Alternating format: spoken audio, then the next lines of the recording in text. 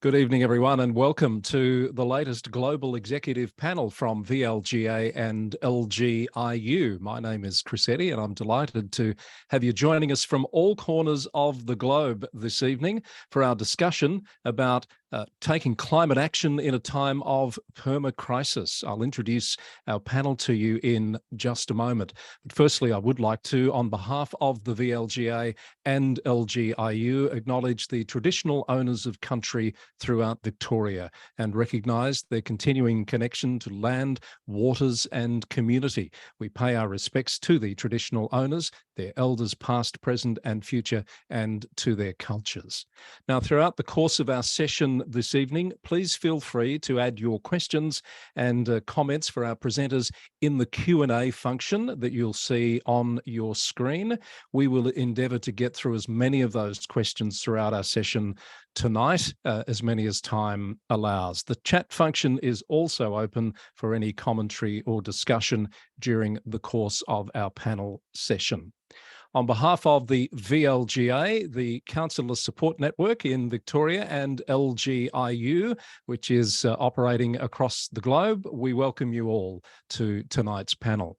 I would like to say a quick hello to each of our speakers. Joining us tonight, we have Dr. Jessica Stella, who is the Assistant Director for Reef Health at the Great Barrier Reef Marine Park Authority, and we're delighted to have Jess with us. Good evening, Jess. We have also... Good evening, Chris. Thank you. And we have, we're going to have a slight delay here. That's fine. We'll get used to that. Joan Martin is joining us all the way from Ireland. Joan is the CEO of Louth County Council. It's good morning to you, Joan. And you're on mute there, Joan, so someone had to do it. We'll just wait for your microphone to come back online. Sorry, I switched That's myself okay. off. Try that again. Good morning, afternoon and evening to everybody all over the globe, and thanks very much, Chris, for supporting us here this morning. Lovely to have you with us.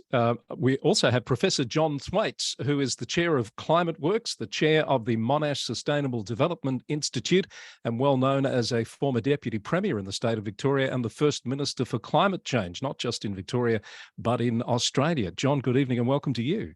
Good evening, Chris. Great to have you here. And our first speaker I'll introduce to you now is the CEO at Aberdeen City Council in Scotland. It's Angela Scott, who is no stranger to our audience, having participated in one of our panels in the past. Angela has been the Chief Executive of Aberdeen City Council since 2014, and prior to that was the Director of Corporate Governance. She was previously the head of the Chartered Institute of Public Finance and Accountancy in Scotland, Northern Ireland and Wales, and an expert advisor to both the Finance Committee of the Scottish Parliament and the Welsh Assembly. She was also a vice chair of the Scottish Health Board. During her tenure at Aberdeen, the city has undergone significant regeneration, adopting a new operating model to transform services and deliver required savings of £125 million. Looking forward to hear Angela's presentation this evening. Angela, good evening or good morning to you and welcome. Thank you, Chris, and it was good morning here from Scotland, and good afternoon to those colleagues that are joining us. I'm going to just try and rattle through some slides, Chris, if that's okay, and yes, try and stick to time. So if I could just move to the next slide, just to give a context for the framework within which we are operating as a city. We have our own net zero route map, our own adaptation framework for the city. I have my own institutional plans for climate change as well. All of that is done within the context of a legislative framework that comes from our devolved government here in Scotland that has set some slightly different targets than the UK government. And then, of course, we operate within the UK framework and legislative framework of the Climate Change Act, all of which then sits obviously underneath the global framework. So all of that is the framework that's kind of sitting above us as a city. If I could just move on to the next slide. Very briefly, in terms of the context of the city, I wanted to just share some of the impacts that we are seeing as a result of climate change and the progress that we are making on our emissions. So first slide here is evidencing the progress that has been made, but frighteningly, I guess, the scale of the journey to go between now 23 and the critical targets of 2030. Just moving on to the next slide. Again, you'll all be familiar the impacts that the weather and climate change is having on us as a city. This was the impact of Storm Arwen for us, winds that battered us here in the north of Scotland. Next slide, please. I'm not going to spend much time on these ones.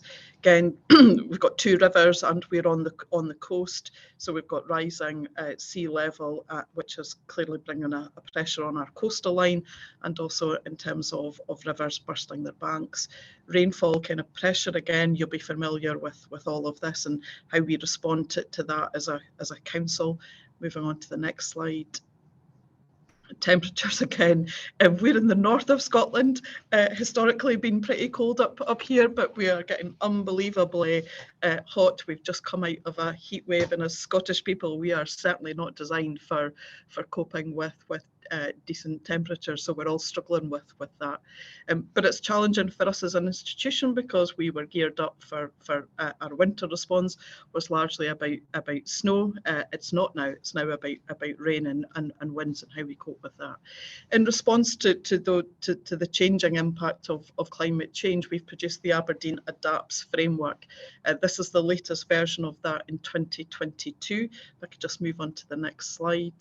Gives you a sense of all of the stakeholders that we have kind of corralled within the city to be a part of that Aberdeen Adapts framework.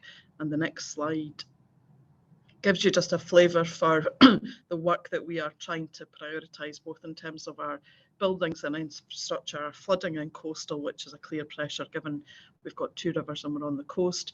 Natural environment, again, how we support our businesses, in particular in a city centre where we are being impacted by floods and what that's doing to local businesses as well, and helping, I guess, the community to understand the impact of climate change.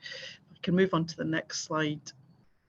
Again, just showing the kind of strategic partnerships that we're forming, one in particular with the Scottish Environment Protection Agency, a sustainable growth agreement between ours and ourselves, how we actually work together to really build our nature-based solutions in order to hold the water, because our pressure is the flooding waters going into the sewer system and the pressure that's bringing. So we're working with Scottish Environment Protection Agency around how we can invest in nature-based solutions to keep the water above the ground.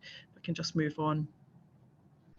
So in addition to our Aberdeen Adapts, we've got a route map for achieving net zero. Again, this is a city-wide route map. It's not the city council, and I deliberately make that distinction. They are not the same thing. But again, the government placed a duty on local government here in Scotland to produce these route maps for achieving net zero for the entirety of a place. No small challenge to produce that. If I just move on. The route map is underpinned by, again, a number of partners that are part of signing up to the net zero framework. The next slide, please. The route map itself is underpinned by 6 enabling strategies: building and heat, mobility, energy supply, circular economy, natural environment, and a kind of behaviour empowerment strategy. And all of those enabling strategies are designed to underpin the achievement of that route map. A lot of work done to produce this, a leadership board that comprised public and private that authored all of these plans, and they all sit coherently together. If I can just move on. Gives you a bit of a flavour for what the strategic objectives are across the 6 strategies.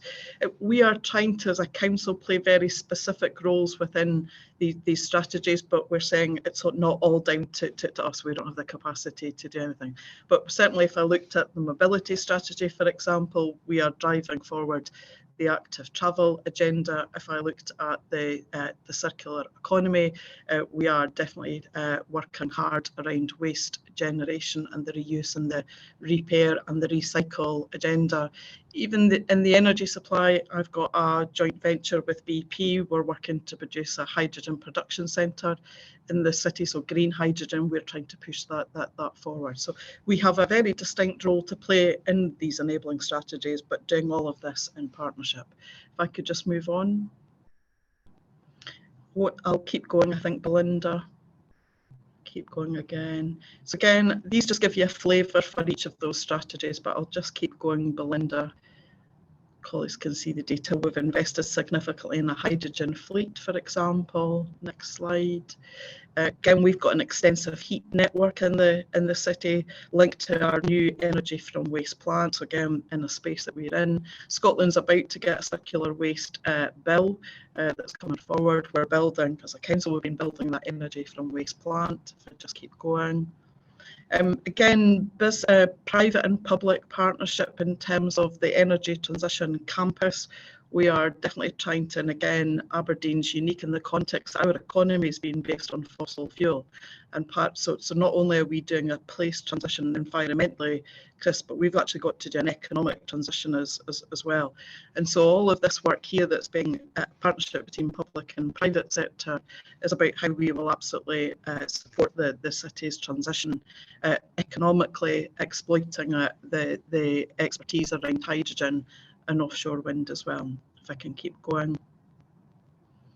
This is again an example of how we're working public and private, the joint venture that the City Council has with BP. And if I can keep going. Again, just an example of the strategies. If I keep going, thank you, Belinda. And I pledge, I'm sure you've all done this again, just trying to get everybody to make the commitment and trying to do that not just through organisations but through individuals as well and groups of community. If I can keep going.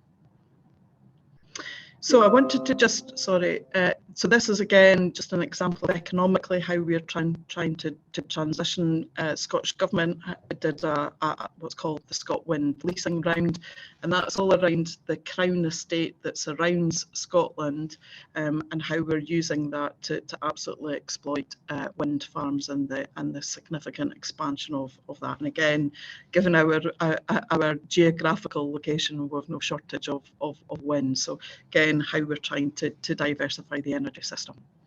I can keep going, Belinda.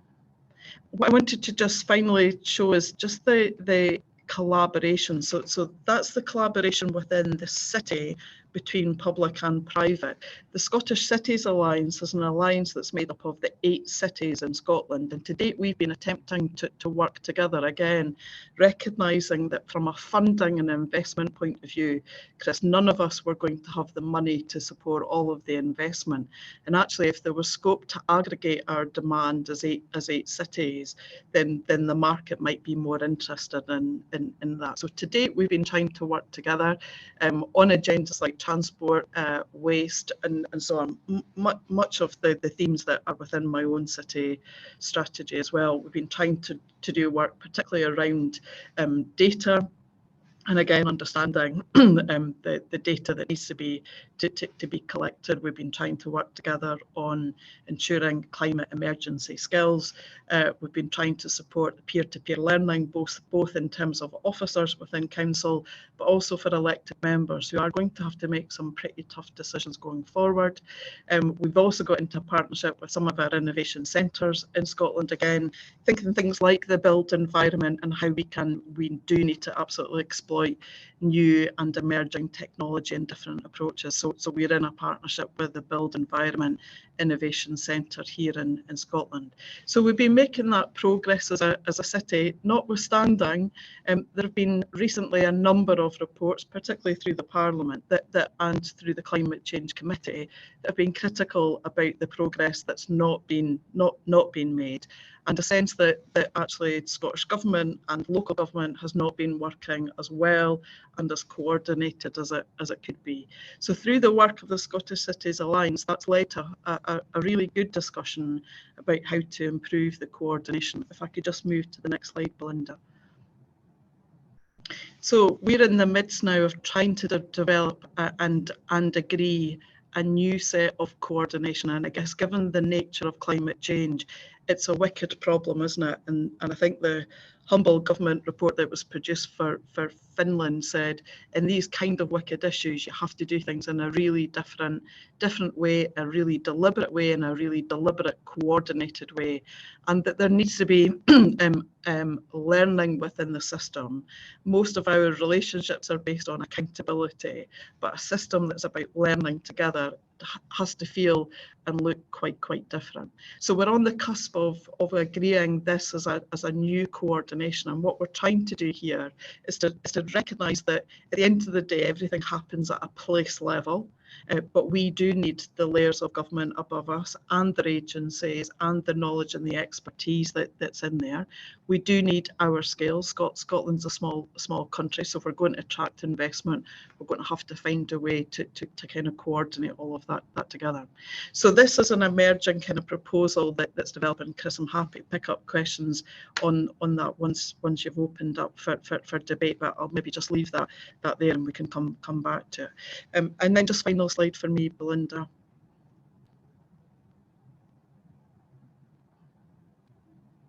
Is that the final one? That's the last one I've got. Great. Okay. So I hope that I've given you a bit of a sense around how we're trying to coordinate within the city, how that coordination now, we've been trying to do that, coordinate with 8 other cities in Scotland, and then how now the deliberate intention is to improve our coordination as 32 local authorities in Scotland with Scottish Government, and hopefully kind of enhance the chance of us achieving in particular the 2030 targets. Chris, I hope I've stuck within time. I'm going to hand back to you. Thank you, Angela. Impeccable on the timing, by the way. You're spot on. And we do have some questions coming in for you. We will hold the questions. I hope that's okay with people too after we've heard from our speakers, and I can already see there'll be some good discussions at that time.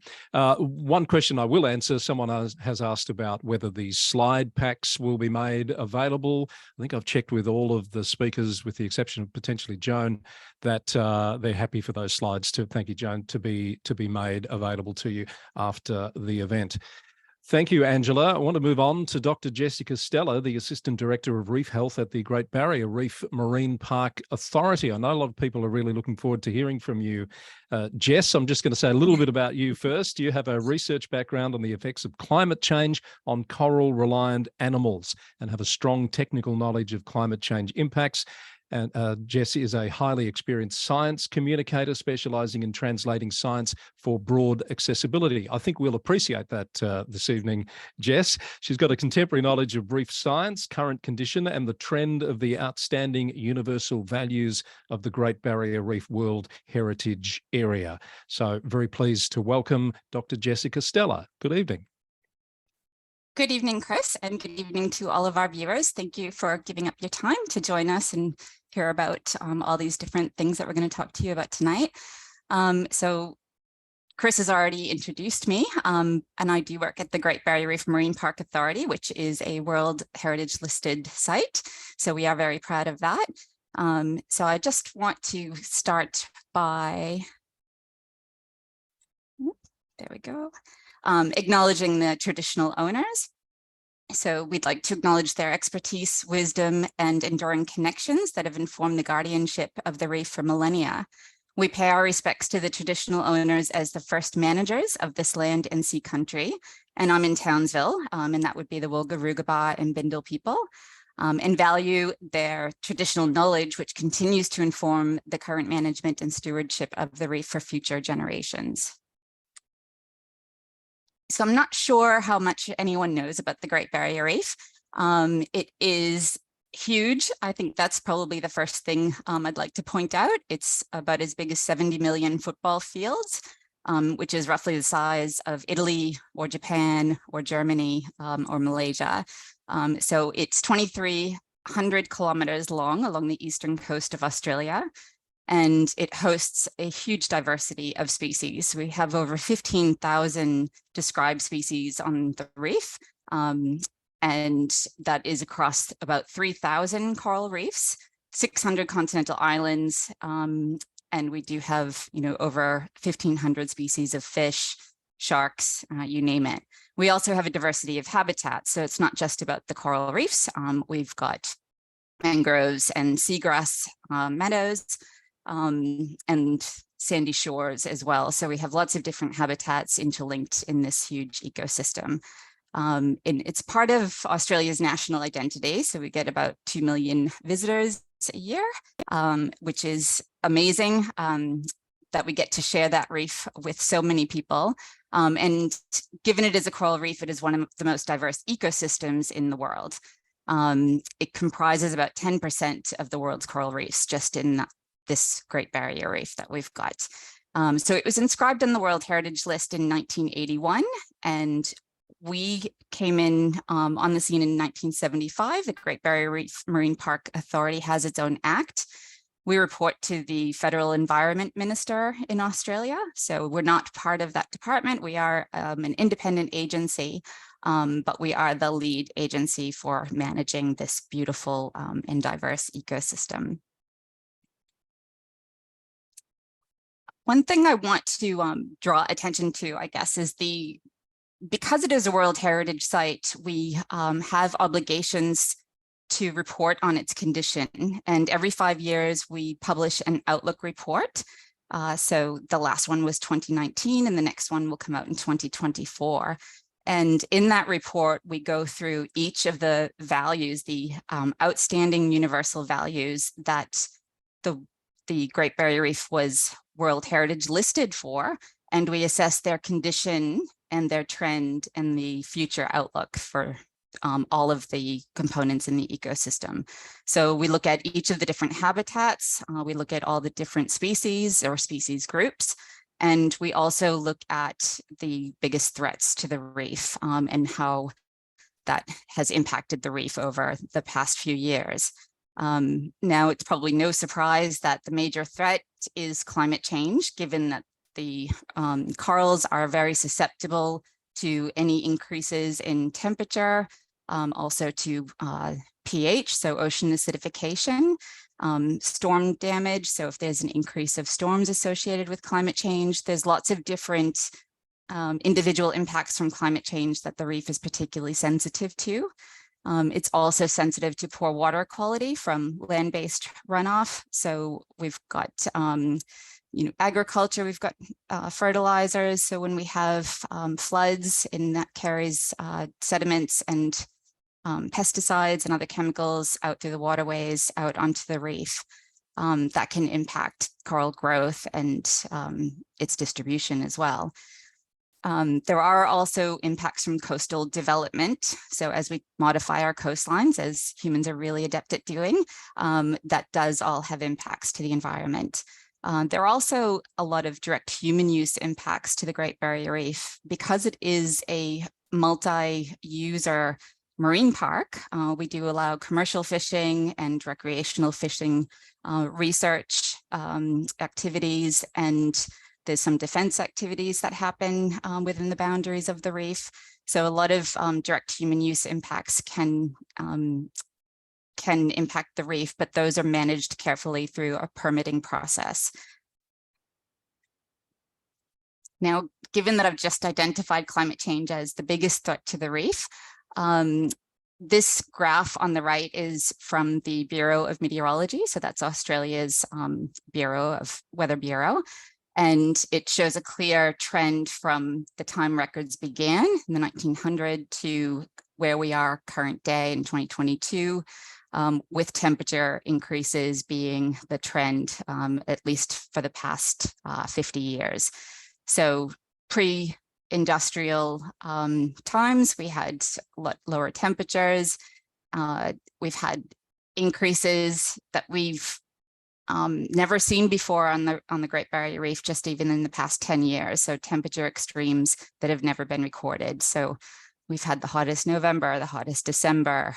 Every year we seem to break a record. So sea surface temperatures increasing are really the most immediate and urgent threat to the reef. And it causes coral bleaching, and that is the main impact that we have seen over several years.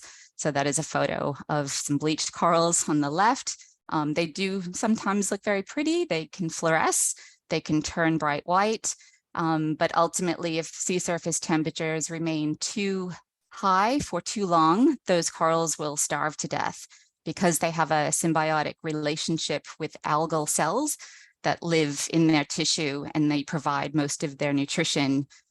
If temperatures increase to a point where the algae becomes toxic for the coral spits them out, and then it starts to starve to death. So if sea temperatures aren't too hot or don't last, the hot temperatures don't last too long, those corals can regain those algal symbionts, regain their color, and go back to, I guess, being healthy corals. If they last too long, they will starve to death and die. So we have seen that a few times since 2016. We have had 4 mass bleaching events on the Great Barrier Reef. So I know that I've just shown you how big that area is. So imagine hundreds of kilometers of bleached coral reefs. And in 2016, we had particularly high sea surface temperatures, and that is this red bar of the highest bar here on the right-hand side of this graph. So that was the hottest we've ever seen the Great Barrier Reef. It's still currently the record holder. And in that 1 year, we saw coral bleaching that caused about 30% of mortality of the shallow water corals. So shallow water meaning less than 10 meters depth. But that it represents a lot of habitat for fish and invertebrate species.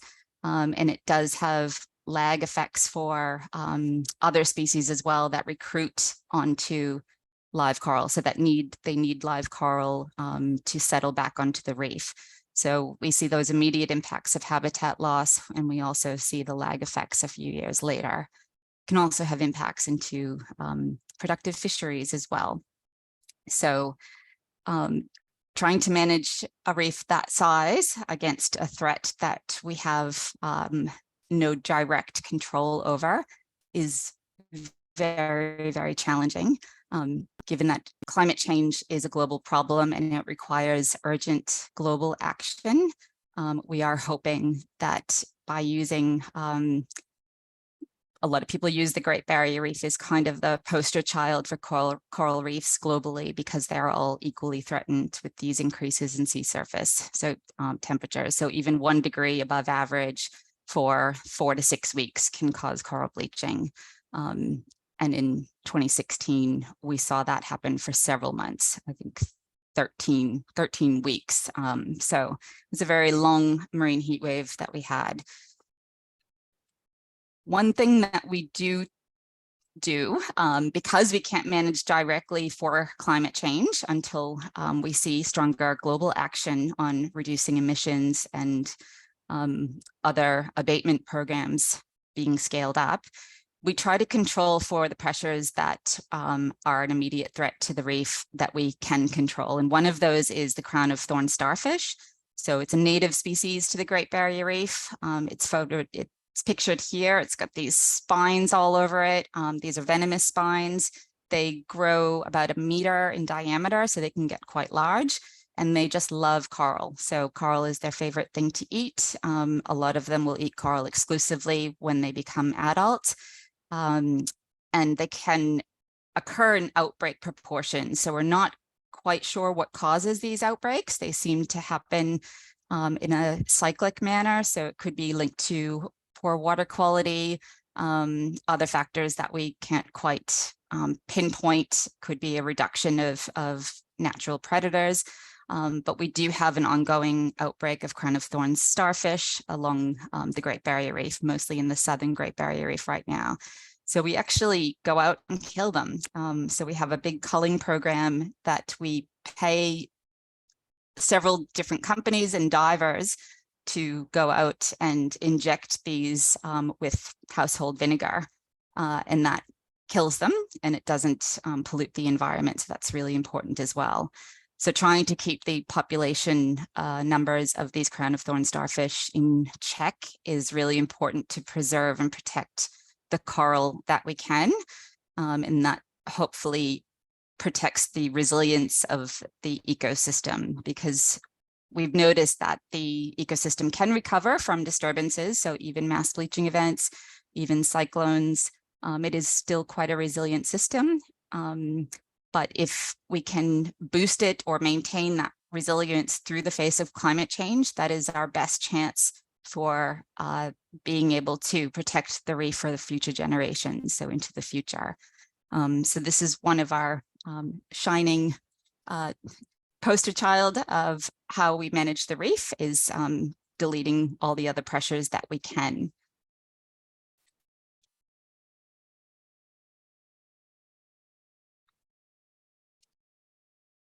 Just waiting for my, oh, there we go. The other tools that we have to manage the reef include our acts and regulations, our zoning plans. So we are a multi-use marine park, so we have to manage all the different activities, including commercial fishing, recreational boating and fishing, diving, research. We do that through permits. So we have a environmental assessment program that looks at the impacts of different activities and does a risk assessment on how likely they are to cause any damage to the ecosystem. So we do permit activities, including tourism. So we have pontoons set out on the reef that stay there permanently. So when tourism boats go out, they have a nice steady platform to put people because they can get quite seasick in the trip out there.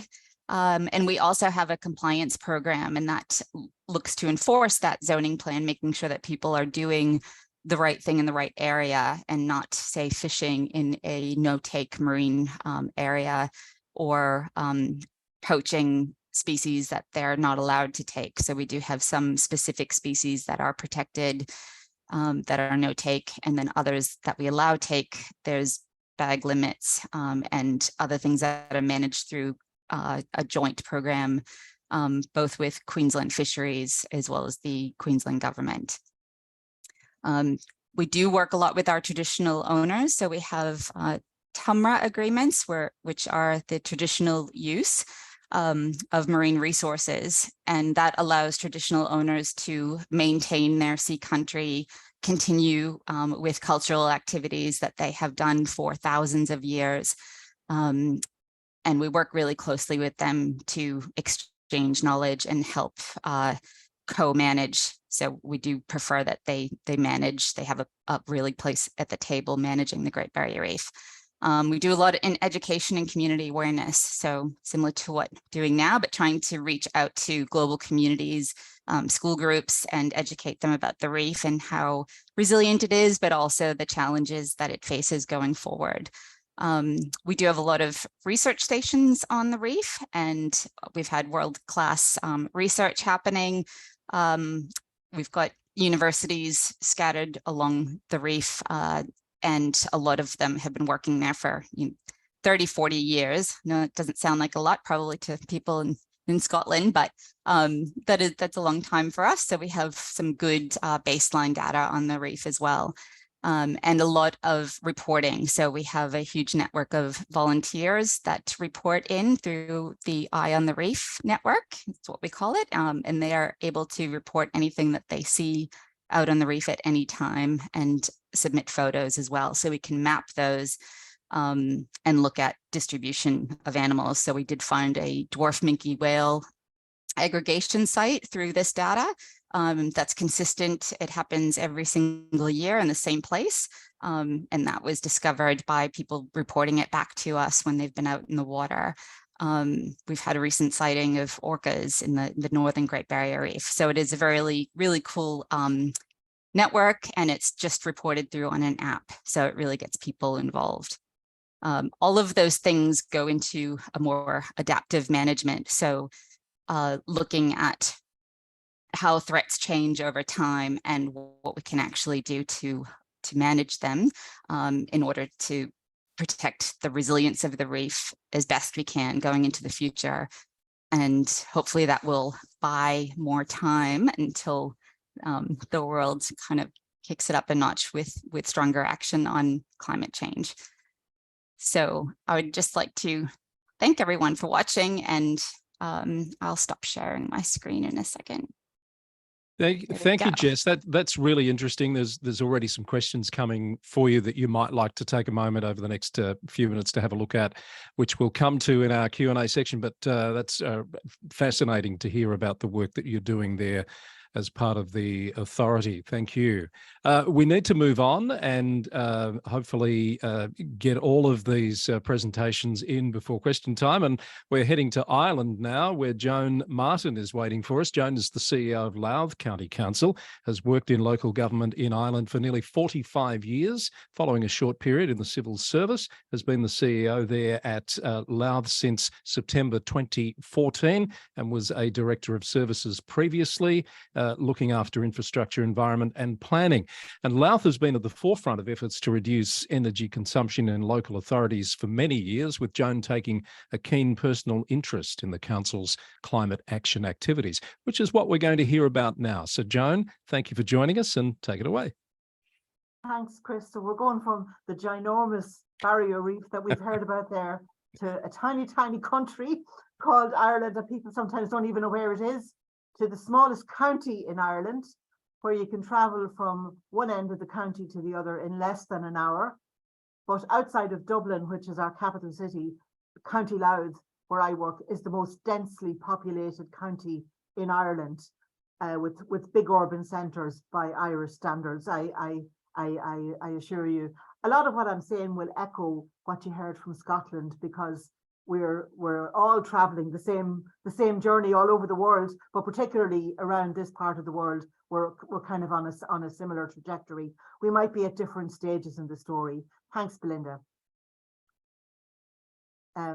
So just to set it again in context, we follow on from EU. Ireland is in the EU, so we get EU international agreements. So the protocols, Kyoto and Paris and all of those, obviously, we're all following from those. But we have a very strong legislative framework from Europe, and our headline targets for both 2030 and 2050 are set by Europe. So we are kind of being guided from the top. At a national level, then we have our own legislation, compulsory targets, and Ireland has a strong green element in government at the moment, so they're trying to push things on quicker. And we have National Climate Action Plan at a national level that's been reviewed, including with a national dialogue with people and representative groups from all over the country. So they hold an annual consultation and a national dialogue on climate, because awareness and buy-in is obviously hugely important.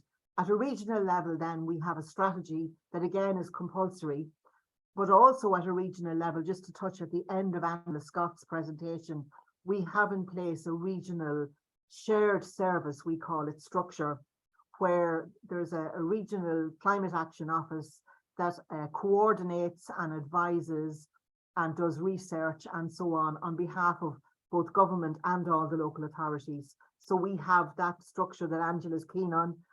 It's one of the places where we are ahead. Many places we're far behind, but we are ahead on that. And that regional structure has, in the last couple of years, trained pretty much every local authority member of staff and elected councillor in climate action to some level, depending on the work they do. So we've all had climate action training. Thousands and thousands of people have been trained online, done wee tests and quizzes and everything. So that's kind of, again, trying to set the right behaviour in people. So at a local level, then, we have a climate action plan, which originally was about adaptation, and we're now adding mitigation into that at the moment. We have a new plan.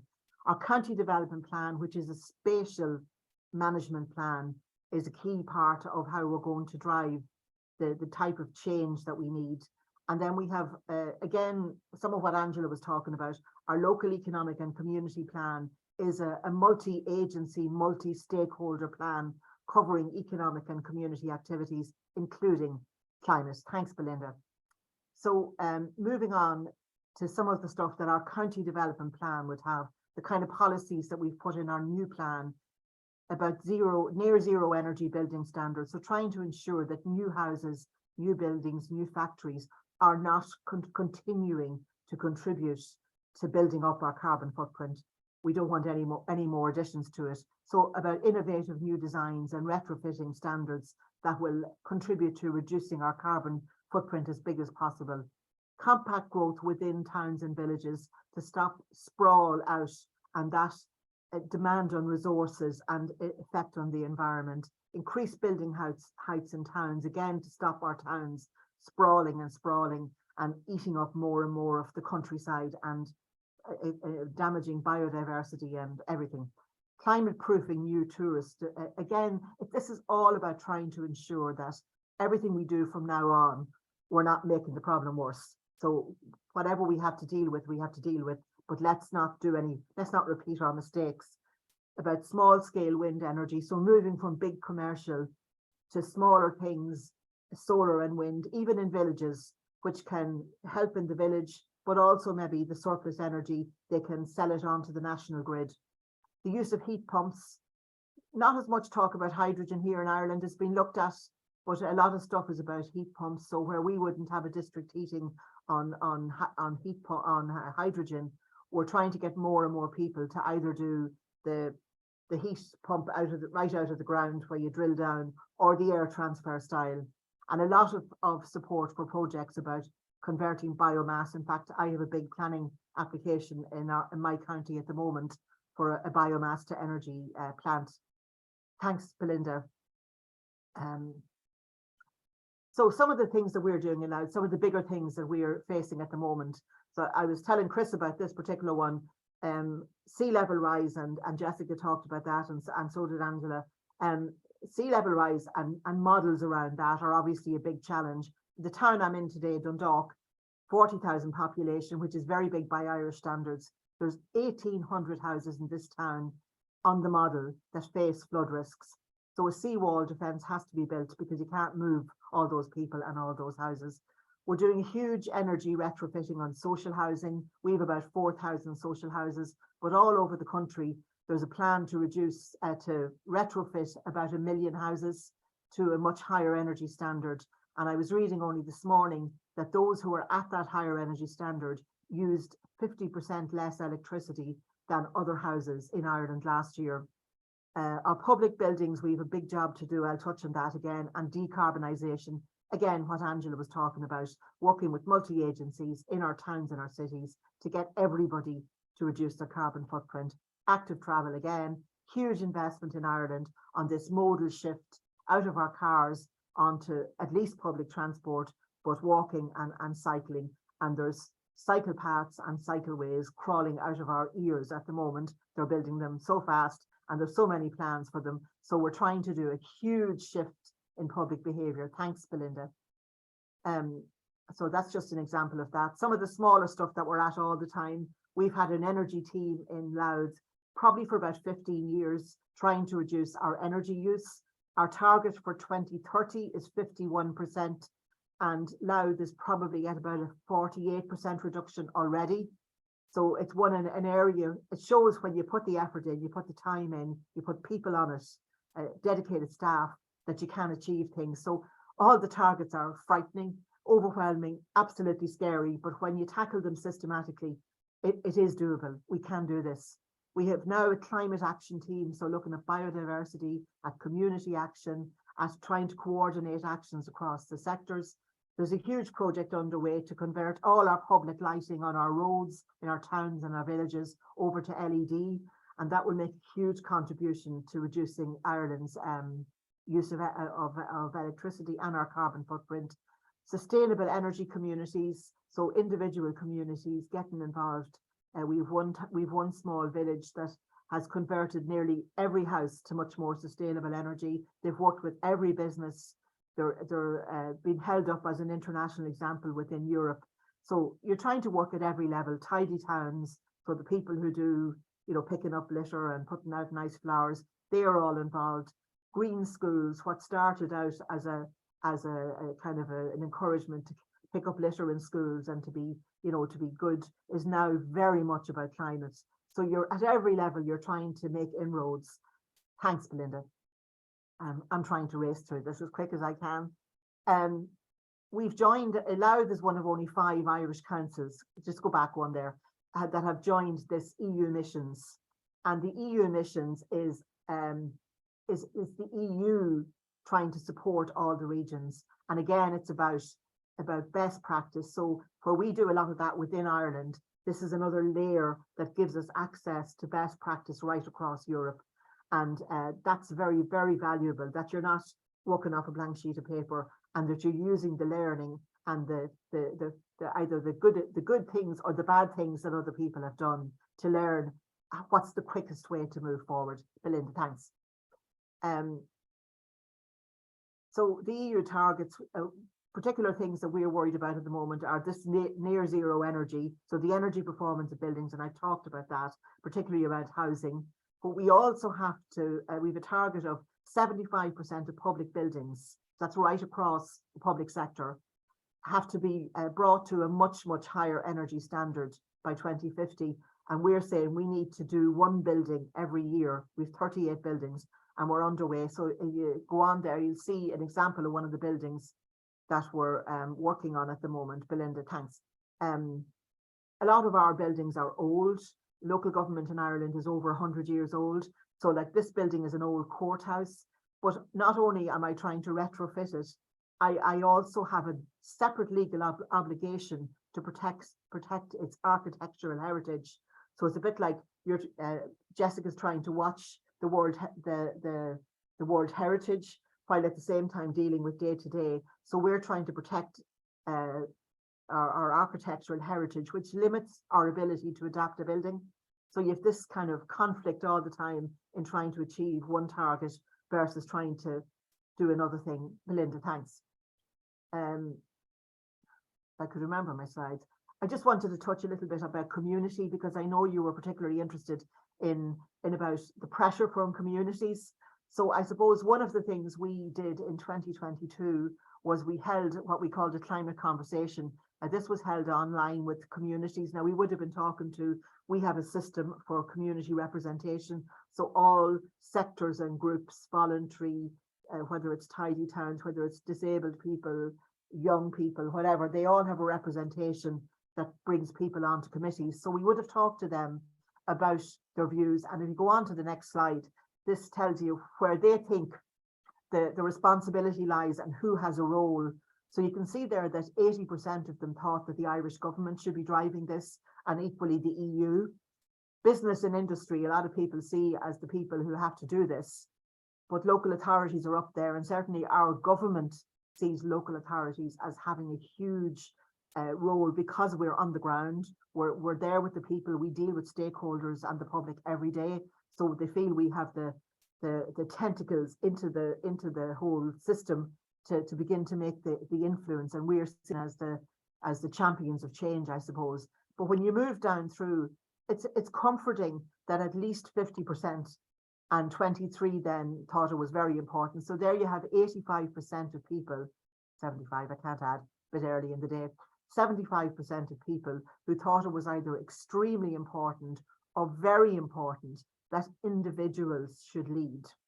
And I mean, we all know that are in this field that okay governments, okay local authorities, okay individual businesses, but if ordinary citizens don't change their behaviour, if they're not willing to take some of the pain, financial pain and habit pain, get out of my car and walk, that'll be terrible pain for me, or to be more careful about my energy use, all of these things, maybe to think about less holidays, flying or jet setting around Europe.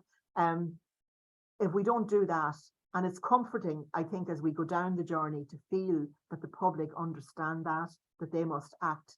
So for me, these are positive things, and I try to focus on those and not get too frightened by the challenge. There are economic challenges, and it is difficult for me to find money in my budget to electrify my fleet, to retrofit the building, despite government grants and all of that. It is a pain, but I suppose the way I look at it is, it's the law. So it has to be done. And the way I look at it also is, we have a duty, as we all say all the time. I stood in front of our Young People's Council yesterday, and we have a duty to them. We have a duty to protect the county, the island, the world for them.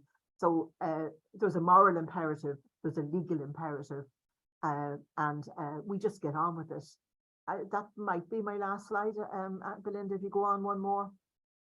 Yeah, so we get money, we get grants, we get a lot of grants. The Irish government seems to be slightly full of money at the moment. We're doing quite well despite everything.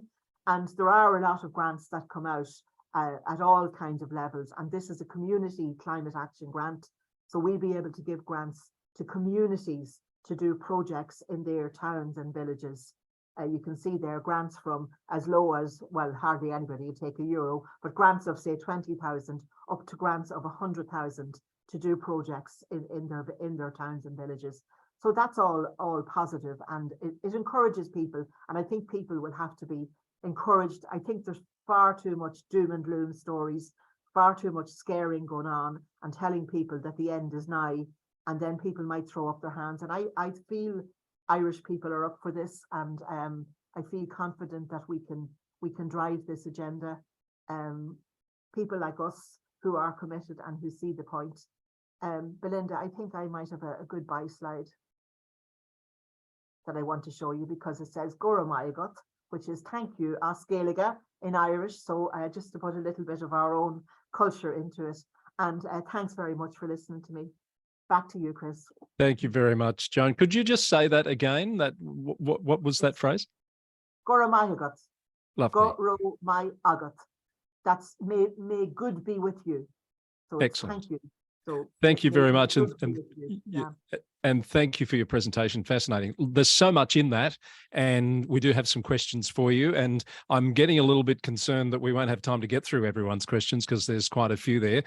So let me move on to our last speaker, who I'm really keen to hear his thoughts on what he's heard this evening from those three very different presentations. Professor John Thwaites is a professorial fellow at Monash University, chair of the Monash Sustainable Development Institute and the Climate Work Centre and the McKinnon Institute for Political Leadership. He was Deputy Premier of Victoria from 1999 until 2007 and held various ministerial portfolios during that time, including being Victoria's first Minister for Climate Change, and I think the first minister to have the climate change responsibility in the entire country, actually, and had portfolios of social policy, health, environment, and water. So much in there. John, it's terrific to have you with us. And firstly, I'd love to hear your thoughts and reflections on what you've heard this evening. Yeah, thanks, Chris. And Chris has asked me to give a bit of an overview, having heard from our great speakers, and really address the question of how to approach climate action in local government in a permacrisis. That is, when local government is facing all of these other issues, how should it be approached? Well, I mean, the first thing to say, and Joan said it, we have to do it. Like, there is no question. As she said, partly it's the law in the EU, but more importantly, it is a moral duty we have to our children, to future generations, to do whatever we can to keep the climate at a safe level. And we have to act fast. And I would be saying we need to keep the 1.5 degree objective to the fore. And the talk that Jessica gave about the Great Barrier Reef highlights that, because people may well be aware that the IPCC report in 2018 on 1.5 degrees indicated that if global warming reaches 2 degrees, almost all coral reefs will be destroyed. At 1.5 degrees, we keep about 30%. So, you know, there's a very practical reason for us to set a high ambition. And that's the first point. And in a sense, that links together Jessica's talk about Barrier Reef to what Joan and Angela are doing in their local councils in trying to keep global warming to 1.5 degrees. The second point, it's very clear from tonight that local government has a very important role to play. And we've heard, I thought, a great presentation from both Angela and Joan on what their councils are doing, both in adaptation and in mitigation. And all councils need to do that. The third point is, how do you do all this in the face of permacrisis? Councils are very stretched. There are so many problems. There's daily crises. I know as a minister myself, life and government is about crisis. I can remember when I was health minister, yet another front page story in the paper talking about the hospital crisis. And I asked my advisor, you know, what did she think about this? And she said, well, just imagine if they knew the real situation. Because, you know, that's what government is. And I would say that, you know, it's no excuse that we've got lots of other things on the agenda. But the key to responding to climate change and not being slowed down by the permanent crisis is to have a plan, and have that plan based on goals that are agreed, a plan to get there, and importantly, a system that forces the decision makers to monitor delivery of that plan. And Angela talked about, you know, some of the criticism that had been made in Scotland of the lack of progress. And I don't know the details about that, but I certainly would say there's been criticism in Australia. And often it's not because of a lack of a plan, it's because there hasn't been a sufficient focus on implementation and monitoring by all parties that can have an impact. And councils need to lock that into their planning system to have enough time to really assess and adapt if necessary. If things fall behind, to be able to use adaptive management to then increase resources in a particular area. The terminology that seems to be increasingly used in climate is having a credible transition plan. And viewing what we've seen from Aberdeen and also from Ireland, that seems to me basically what you're doing. When I look at these credible transition plans, I look at it in terms of three letters, S, I, and J. S for sectors, you've got to have a plan for each sector, I for investment, and J for justice. You've got to ensure that the community is treated fairly and brought along with you. And if you don't do that, that's where you're going to see community antagonism, and that's certainly in Australia where things have slowed down. The next point I'd make is to really focus on what councils can achieve and the levers that councils have, but at the same time to collaborate and coordinate with other levels of government. And that's what I thought was fascinating about Angela's presentation. In Australia, many councils have taken quite strong action on climate change. They have very ambitious plans, but they actually don't have the power to implement them. Most Australian councils don't have power over energy, for example. So they've set targets that really couldn't be implemented without partnerships. And, you know, one suggestion I'd make is that council plans should, if possible, not only have local partners, but should be also signed up to by state and national governments. And increasingly, we should have, you know, multi-level government commitments, which we can all agree to and resource. It seems to me that the EU has developed that tradition through Europe in a better way than we have in Australia, where we tend to not have that level of collaboration. The final point that I'd like to make is the importance of close engagement with community. And that's also where this justice points comes in, to make sure that everyone in the community who's affected is adequately looked after. And one, I think, good case of that in Victoria is where we've been closing, or where we are closing, our coal generators. We've put in place in the Latrobe Valley a transition authority to work with all the affected workers and to try to ensure that they get work and that there's a future for them. But this is going to apply in the coal fields right across Australia. And unless we have a national approach that delivers a just transition, we won't get the transition.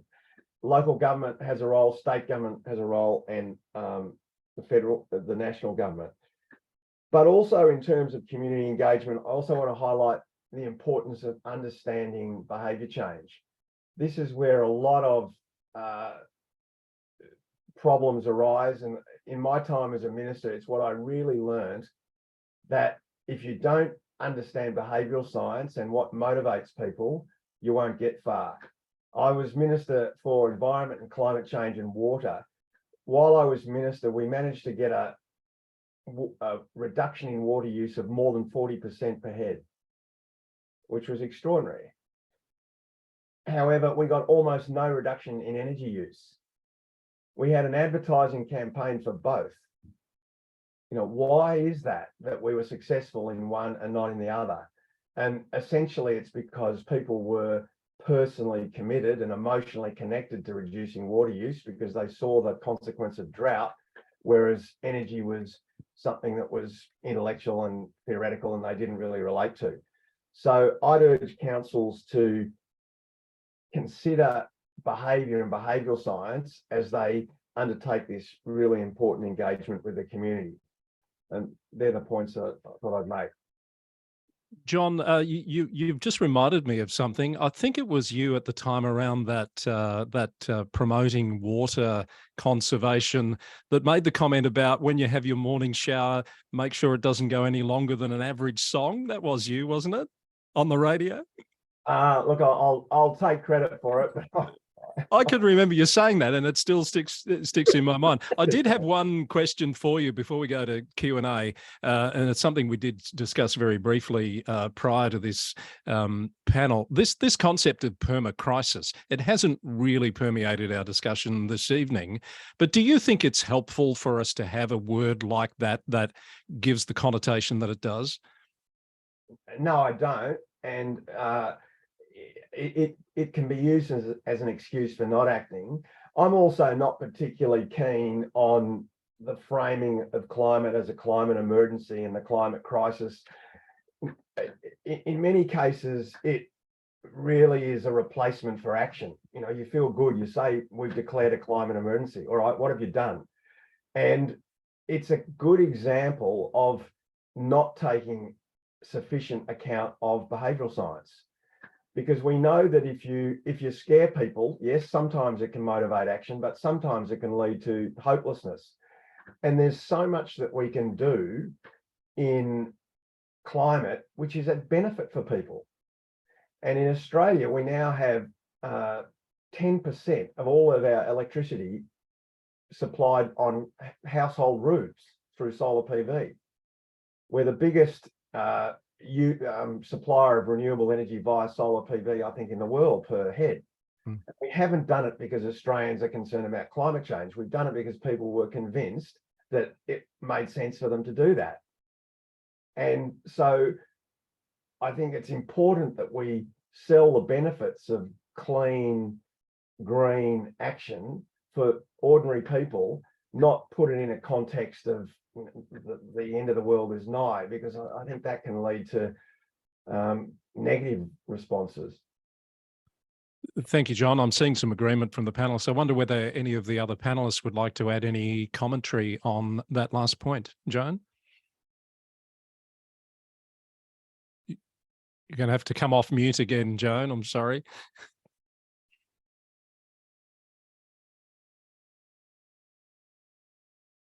Trying to find your mute button. Sorry. There you go. There you go.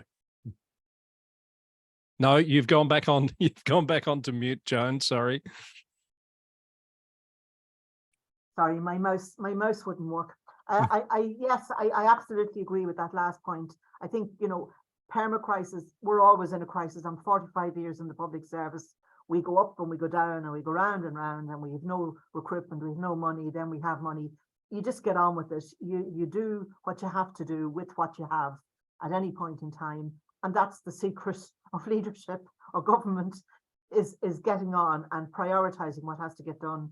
The other thing I'd like to touch on, I didn't touch because it doesn't affect my county, but we have a big Just Transition programme in Ireland at the moment, funded by the EU, where we closed the peat stations, the peat that was taken out of the bogs, and we were running 2 power stations in Ireland. We closed them overnight and stopped the mining of mining, if you want to call it that, of peat from the bogs, and we're now re-wetting the bogs to return them to nature.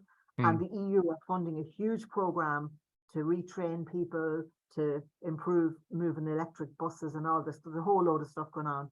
So really interesting stuff. But if you allow a crisis to paralyze you, or allow the frightening scale of what has to be done to paralyze you, you're sunk. Thanks, Joan. And Angela? Chris, I was just going to comment. I guess it's everything's interconnected, isn't it? So if we pivot our attitude towards economic growth and pivot that in a way that tries to get balance between that economic growth and that not being done at the expense of the environment, and all of those two things in balance, then I wonder if it kind of flows into then around social justice and the health outcomes that John was referencing. If I look at Aberdeen's history, I mean, economically, it's gone through peaks and troughs which have been determined by the global price for oil. And so it's enjoyed significant periods of really vibrant economic prosperity. That hasn't resulted in social justice.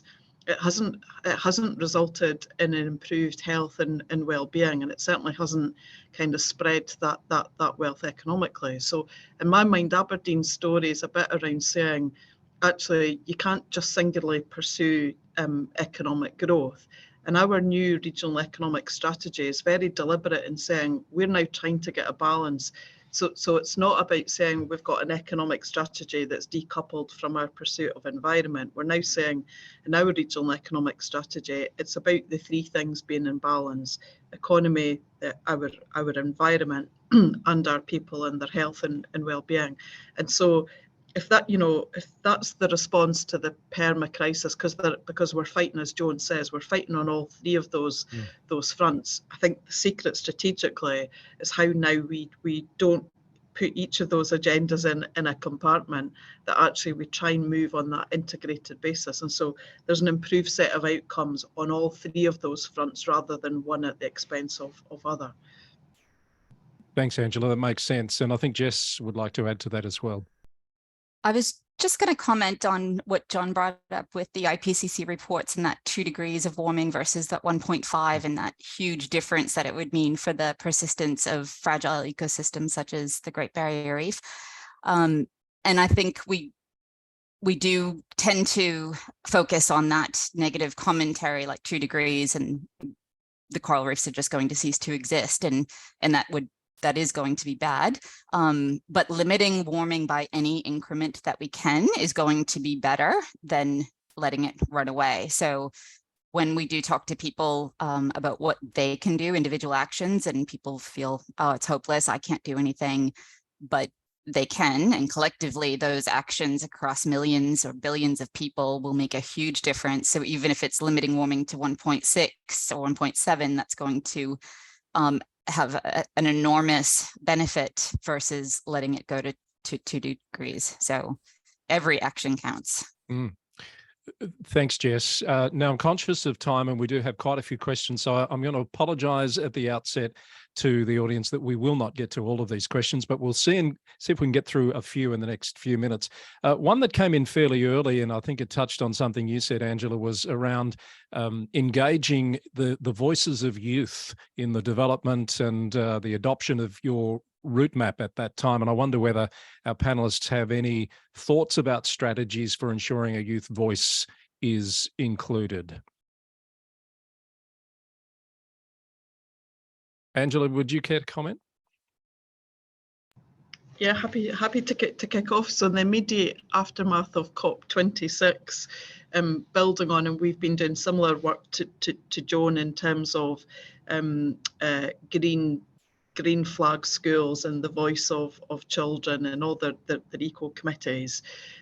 We use COP26 to then create a mock COP in the city, and we've got a young person that's the president of that. And in the same way that Joan was describing about how to bring the voice of young people into the chamber in order to hold our politicians to account for the decisions. And naturally, I think young people will go further and faster than perhaps we will as an older generation.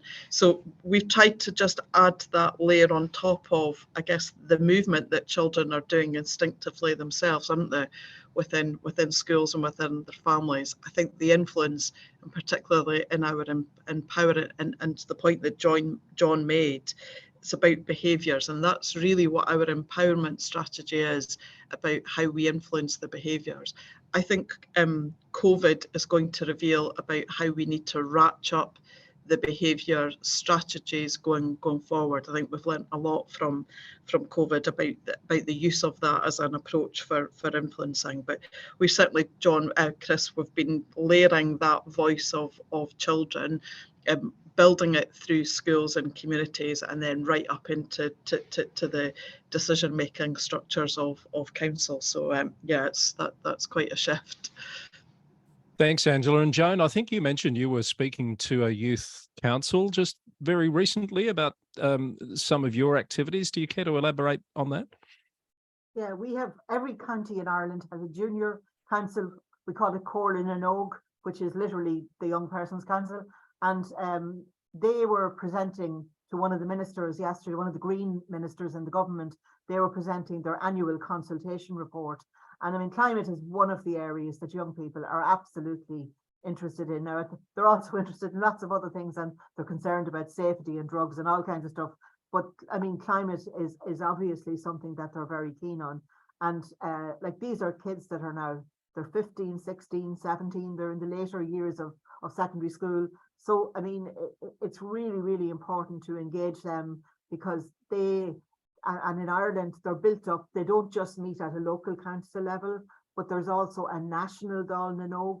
So they get the opportunity not just to interact in my council chamber, but they get the government, they meet the government, and they're part of the national consultation on climate. So they're brought in at every level, and they've been on the go for a long time. So they're really, I was saying this to them yesterday, you've made the breakthrough now, and you are officially recognized as the go-to place to engage with younger people.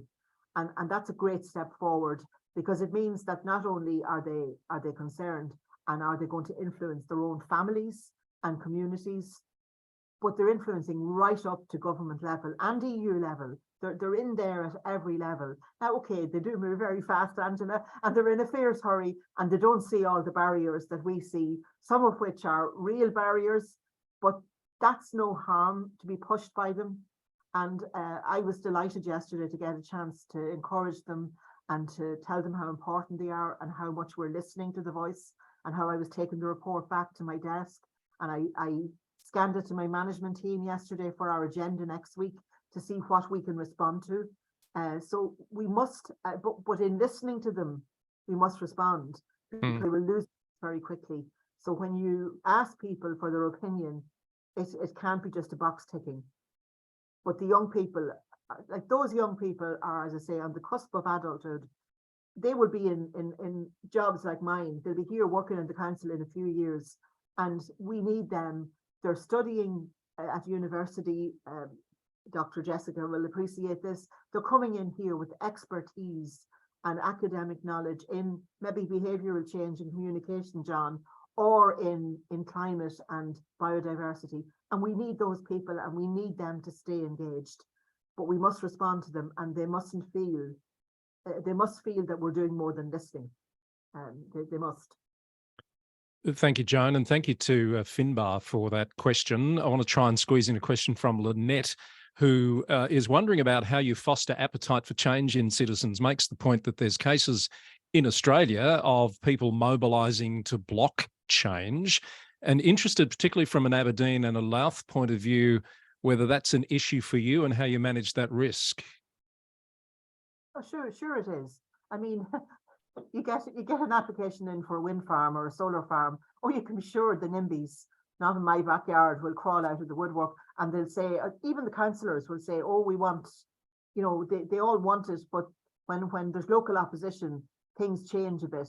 But you just keep going, and you do have some bad stories. We had a wind farm in the west of Ireland, and I think it was the way they constructed it, and the land, there was land slippage and big amounts of land slippage as a result of it. And people are a bit scared about some of the things, but I think we just have to not lose focus and not lose our drive. And it's usually a very small minority. And sometimes those protests are driven by people from outside the area even, and they're influencing local people. But people have to be assured that any application, whether it's solar or biomass, I saw a question about that, or wind, that us as the planning authority or the Environmental Protection Agency in giving it a license are properly and diligently and thoroughly investigating every aspect of the application to make sure it's to the right standard and that it won't damage the environment or something. But there's always naysayers. I mean, it's a very old word, naysayers, because there's always those people, and you can't let them drag your whole purpose down and your whole vision down.